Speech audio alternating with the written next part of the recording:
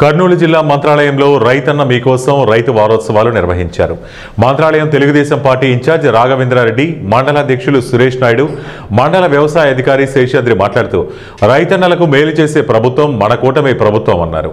Single window chairman Venkatapathiraju, మారెపాట్ TBP chairman Tippu Sultan, Adivappagoud, Janasena మండల Ramanjaneyulu, BJP state council member Vijay, Mantralayam Kowthalam మండలం మదినేహాల్ గ్రామం కూటమి ప్రభుత్వం ఆదేశాల మేరకు రైతన్న మీకోసం రైతు వారోత్సవాల కార్యక్రమంలో పాల్గొని ప్రతి రైతు ఇంటిని సందర్శించి కూటమి ప్రభుత్వం అమలు చేస్తున్న సూపర్ 6 పథకాలు అమలు మరియు లబ్ధిని గురించి తెలుసుకుంటూ గత ప్రభుత్వంలో రైతన్నలు ధాన్యం కొనుగోలు చేస్తే డబ్బులు జమ చేయలేని విధంగా ఉండేదని, మా కూటమి ప్రభుత్వంలో ధాన్యం ఏ రైస్ మిల్లులో అమ్మినా 24 గంటల్లోగా నగదు జమ చేస్తున్నామని, రైతన్నలను ఆదుకునేందుకు ఏడాదికి 20,000 ఇస్తామన్న మాట ప్రకారం 2 విడతల్లో 14,000 అన్నదాత సుఖీభావ పథకం ద్వారా రైతుల ఖాతాలో జమ చేసిందని, రాసాయనిక మందులు వాడకుండా సేంద్రియ ఎరువులు వాడి అధిక దిగుబడి వచ్చే విధంగా కృషి చేయాలని, భూసార నాణ్యతకు తోడ్పడాలని రైతన్నలను కోరుతూ పంచసూత్ర కరపత్రాలు అందజేశారు. ఈ కార్యక్రమంలో రాజారెడ్డి, సౌదరి బసవరాజు, కురువ వీరేష్, రాజానందు, కూటమి పార్టీ నాయకులు, కార్యకర్తలు పాల్గొన్నారు.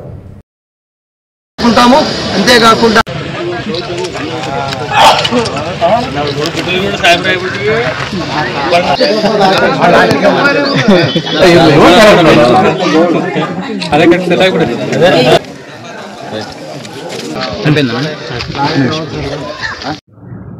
అన్నదాత సుఖీభావ కార్యక్రమం భాగంగా బదినేల గ్రామంలో కార్యక్రమం చేపట్టడం జరిగింది.